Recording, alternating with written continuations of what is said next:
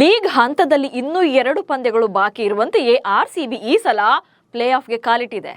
ಬೇರೆ ಟೀಮ್ಗಳ result, run rate ಇದ್ಯಾವ ಲೆಕ್ಕಾಚಾರಗಳು ಕೂಡ ಇಲ್ಲದೆ ತನ್ನ ಅದ್ಭುತ ಪ್ರದರ್ಶನದ ಮೂಲಕವೇ ನಾಕ್ಔಟ್ಗೆ ಕ್ವಾಲಿಫೈ ಆಗಿದೆ.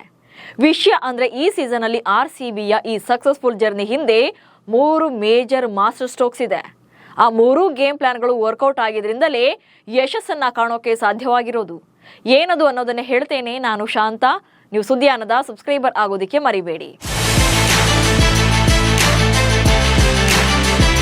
2025ರ IPL ಈಗ ಆಲ್ಮೋಸ್ಟ್ ಕ್ಲೈಮ್ಯಾಕ್ಸ್ ಸ್ಟೇಜ್ಗೆ ಬಂದಿದೆ.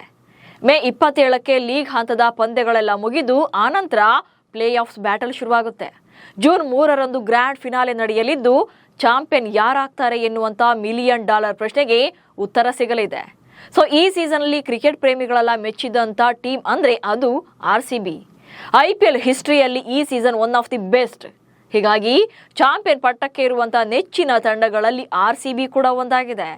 ಚೊಚ್ಚಲ ಟ್ರೋಫಿ ನಿರೀಕ್ಷೆಯಲ್ಲಿರುವಂತಹ ರಾಯಲ್ ಚಾಲೆಂಜರ್ಸ್ ಬೆಂಗಳೂರು ತಂಡವನ್ನ ಪ್ಲೇ ಆಫ್ಗೆ ತಲುಪಿಸಿದ 3 ಮಾಸ್ಟರ್ ಸ್ಟ್ರೋಕ್ಸ್ಗಳ ಬಗ್ಗೆ ನೀವು ತಿಳ್ಕೊಳ್ಳೇಬೇಕು. ಆರ್ಸಿಬಿ ಮಾಸ್ಟರ್ ಸ್ಟ್ರೋಕ್ 1 ಮೆಗಾ ಹರಾಜಿನಲ್ಲಿ ಟಿಮ್ ಡೇವಿಡ್ ಮತ್ತು ಜಿತೇಶ್ ಶರ್ಮಾ ಖರೀದಿ. ನಿಜ ಹೇಳಬೇಕು ಅಂದ್ರೆ ಮೊದಲಿಂದ ಕೂಡ ಆರ್ಸಿಬಿ ಅಂದ್ರೆ ಬ್ಯಾಟಿಂಗ್ ನಲ್ಲಿ ಸೂಪರ್ ಸ್ಟ್ರಾಂಗ್ ಆಗೇ ಇದೆ. Virat Kohli, AB de Villiers, Chris Gayle, Maxwell ಹೀಗೆ ಸಾಕಷ್ಟು ಪವರ್ ಹಿಟರ್ಗಳನ್ನ ಕಂಡಿದೆ. ಆದರೆ ಮೇಜರ್ ಮಿಸ್ಟೇಕ್ಸ್ ಆಗ್ತಾ ಇದ್ದದ್ದು ಫಿನಿಷರ್ ರೋಲ್ನಲ್ಲಿ. DK ಅವ್ರನ್ನ ಹೊರತುಪಡಿಸಿ ಅಂದ್ರೆ ದಿನೇಶ್ ಕಾರ್ತಿಕ್ ಅವ್ರನ್ನ ಹೊರತುಪಡಿಸಿದ್ರೆ ಫಿನಿಷರ್ ಪಾತ್ರವನ್ನ ನಿರ್ವಹಿಸಬಲ್ಲ ಒಬ್ಬ ಸಮರ್ಥ ಆಟಗಾರನ ಕೊರತೆ ಮೊದಲಿಂದಲೂ ಕೂಡ ಇತ್ತು. ಬಟ್ ಈ ಸಲ ಹಾಗಾಗ್ಲಿಲ್ಲ. ಫಿನಿಷರ್ ಸ್ಲಾಟ್ನಲ್ಲಿ ಕ್ರೀಸ್ಗೆ ಬಂದು ಎದುರಾಳಿ ತಂಡವನ್ನ ಫಿನಿಶ್ ಮಾಡುವಂತ ಆಟಗಾರರ ದಂಡೇ ಇದೆ. ಅದರಲ್ಲೂ ಟಿಮ್ ಡೇವಿಡ್ ಮತ್ತು ಜಿತೇಶ್ ಶರ್ಮಾ ಸೆಲೆಕ್ಷನ್ ಅಂತೂ ಅಲ್ಟಿಮೇಟ್. ಮೆಗಾ ಹರಾಜಿನಲ್ಲಿ ಟಿಮ್ ಡೇವಿಡ್ ಅವರನ್ನ $3 ಕೋಟಿ ಖರೀದಿ ಮಾಡಿದ್ದೇ ದೊಡ್ಡ ಪ್ಲಸ್ ಪಾಯಿಂಟ್. ಹಾಗೆ ಮೆಗಾ ಹರಾಜಿನಲ್ಲಿ ವಿದರ್ಭದ star wicket keeper batsman Jitesh Sharma ಅವರನ್ನ ಬರೋಬ್ಬರಿ $11 ಕೋಟಿ ಖರೀದಿ ಮಾಡಿದ್ದು ಕೂಡ ಟರ್ನಿಂಗ್ ಪಾಯಿಂಟ್ ಆಗಿದೆ. ವಿಕೆಟ್ ಕೀಪರ್ ಬ್ಯಾಟರ್ ಆಗಿರುವಂತಹ ಜಿತೇಶ್ 142.22ರ ಸ್ಟ್ರೈಕ್ ರೇಟ್ನಲ್ಲಿ 128 ರನ್ಗಳನ್ನು ಗಳಿಸಿದ್ದಾರೆ. ಸ್ಟಂಪ್ಗಳ ಹಿಂದೆ ಕೂಡ ಕೈಚಳಕ ತೋರಿಸಿದ್ದಾರೆ. ಇನ್ನು ಟಿಮ್ ಡೇವಿಡ್ ಅಂತೂ 93.00 ಸರಾಸರಿಯಲ್ಲಿ 186 ರನ್ಗಳನ್ನು ಕಲೆ ಹಾಕಿದ್ದಾರೆ. ಅದು ಕೂಡ 193.75ರ ಅದ್ಭುತ ಸ್ಟ್ರೈಕ್ ರೇಟ್ ಅನ್ನ ಹೊಂದಿದ್ದಾರೆ. ವಿಷಯ ಅಂದ್ರೆ ಇಡೀ ಸೀಸನ್ ಅಲ್ಲಿ 2 ಸಲ ಮಾತ್ರವೇ ಔಟ್ ಆಗಿದ್ದು ಉಳಿದೆಲ್ಲಾ ಪಂದ್ಯಗಳಲ್ಲಿ ನಾಟ್ ಔಟ್ ಆಗಿ ಗೇಮ್ ಚೇಂಜಿಂಗ್ ಇನ್ನಿಂಗ್ಸ್ ಅನ್ನ ಆಡ್ತಿದ್ದಾರೆ. ಆರ್ಸಿಬಿ ಮಾಸ್ಟರ್ ಸ್ಟ್ರೋಕ್ 2 ಭಾರತೀಯ ಆಟಗಾರರಿಗೆ ಅವಕಾಶ ಕೊಟ್ಟಿದ್ದೇ ಪ್ಲಸ್.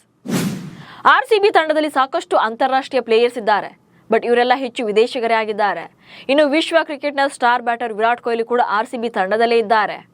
ಬಟ್ ವಿರಾಟ್ ರನ್ನ ಹೊರತುಪಡಿಸಿ ಫ್ರಾಂಚೈಸಿ ಬೆಂಗಳೂರು ತಂಡದಲ್ಲಿ ಸ್ಥಳೀಯ ಆಟಗಾರರಿಗೆ ಜಾಸ್ತಿ ಪ್ರಿಫರೆನ್ಸ್ ಅನ್ನ ಕೊಟ್ಟಿದೆ.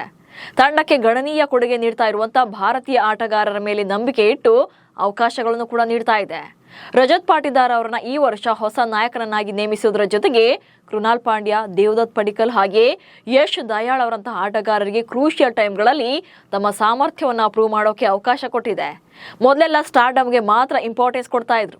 ಆದ್ರೆ ಈ ಸಲ ಪರ್ಫಾರ್ಮೆನ್ಸ್ಗೆ ಅವಕಾಶ ಸಿಗ್ತಾ ಇದೆ. ಸೊ ಇದು ಈ ಟೂರ್ನಿಯಲ್ಲ ಮಹತ್ವದ ಬದಲಾವಣೆಯಾಗಿದೆ. ಇದರಿಂದ ಎಫೆಕ್ಟಿವ್ ರಿಸಲ್ಟ್ ಕೂಡ ಬರ್ತಾ ಇದೆ. RCB master stroke 3 crucial time ಅಲ್ಲಿ ಜೋಶ್, ದಯಾಳ್ ಮತ್ತು ಭುವಿ ಮ್ಯಾಜಿಕ್.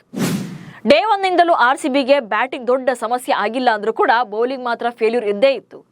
ಆರ್ಸಿಬಿ ಇಷ್ಟು ವರ್ಷ ಕಪ್ ಗೆಲ್ಲದೆ ಇರೋಕೆ ಪ್ರಮುಖ ಕಾರಣಗಳಲ್ಲಿ ಇದು ಕೂಡ ಒಂದು. ಬೌಲಿಂಗ್ ಸ್ಕ್ವಾಡ್ ವೀಕ್ ಆಗಿದ್ದದ್ದು. ಬಟ್ ಈ ಸೀಸನ್ ಅಲ್ಲಿ ಎಲ್ಲರೂ ಕೂಡ ಗೇಮ್ ಚೇಂಜಿಂಗ್ ಬೌಲಿಂಗ್ ಪ್ರದರ್ಶನ ನೀಡ್ತಿದ್ದಾರೆ. ಜೋಶ್ ಹೇಜಲ್ವುಡ್ ಮತ್ತು ಭುವನೇಶ್ವರ್ ಕುಮಾರ್ ಅವರಂತ ಆಟಗಾರರು ಪವರ್ ಪ್ಲೇನಲ್ಲಿ ನಿರ್ಣಾಯಕ ವಿಕೆಟ್ಗಳನ್ನ ಬೇಟೆಯಾಡೋದ್ರ ಜೊತೆಗೆ ಡೆತ್ ಓವರ್ಗಳಲ್ಲೂ ಕೂಡ ರನ್ಸ್ ಅನ್ನ ಕಂಟ್ರೋಲ್ ಮಾಡ್ತಿದ್ದಾರೆ. ಅದರಲ್ಲೂ 20ನೇ ಓವರ್ನಲ್ಲಿ ಯಶ್ ದಯಾಳ್ ತಮ್ಮ ಮೇಲಿಟ್ಟಿರುವಂತಹ ನಂಬಿಕೆಯನ್ನು ಉಳಿಸಿಕೊಳ್ಳೋ ತರ ಸ್ಪೆಲ್ಗಳನ್ನು ಹಾಕಿದ್ದಾರೆ. ಇದೇ ಪ್ರದರ್ಶನ ಹಲವು ಪಂದ್ಯಗಳನ್ನು ಕೂಡ ಗೆಲ್ಲಿಸಿಕೊಟ್ಟಿದೆ. ಜೋಶ್ ಹೇಜಲ್ವುಡ್ ಸದ್ಯ ಆರ್ಸಿಬಿ ಪರ ಅತಿ ಹೆಚ್ಚು ವಿಕೆಟ್ ಅನ್ನ ಪಡೆದ ಬೌಲರ್ ಆಗಿದ್ದಾರೆ. 17.27ರ ಸರಾಸರಿಯಂತೆ 18 ವಿಕೆಟ್ಗಳನ್ನು ಉರುಳಿಸಿದ್ದಾರೆ. ಹಾಗೆ 8.44ರ ಎಕಾನಮಿ ಹೊಂದಿದ್ದಾರೆ. ಇನ್ನು ಭುವನೇಶ್ವರ್ ಕುಮಾರ್ ಬಗ್ಗೆ ಹೇಳೋದಾದ್ರೆ 28.25ರ ಸರಾಸರಿಯಲ್ಲಿ 12 ವಿಕೆಟ್ಗಳನ್ನ ಪಡೆದಿದ್ದಾರೆ. ಹಾಗೆ 8.92ರ ಎಕಾನಮಿ ಹೊಂದಿದ್ದಾರೆ. ಒಟ್ನಲ್ಲಿ ಬ್ಯಾಟಿಂಗ್ ಮತ್ತು ಬೌಲಿಂಗ್ ಎರಡರಲ್ಲೂ ಕೂಡ ಆರ್ಸಿಬಿ ಸ್ಟ್ರಾಂಗ್ ಆಗಿದೆ. ಕಪ್ ಗೆಲ್ಲುವಂತ ಫೇವರೇಟ್ ಟೀಮ್ ಎನಿಸಿಕೊಡ್ತಾ ಇದೆ. ಸೊ ನಿಮ್ಮ ಪ್ರಕಾರ ಆರ್ಸಿಬಿಯ ಪ್ಲಸ್ ಪಾಯಿಂಟ್ ಏನು ಅನ್ನೋದನ್ನ ಕಮೆಂಟ್ಸ್ ಮೂಲಕ ತಿಳಿಸಿ. ಹಾಗೆ ಸುದ್ದಿಯನ್ನ ಫಾಲೋ ಮಾಡಿ. ನಮಸ್ಕಾರ.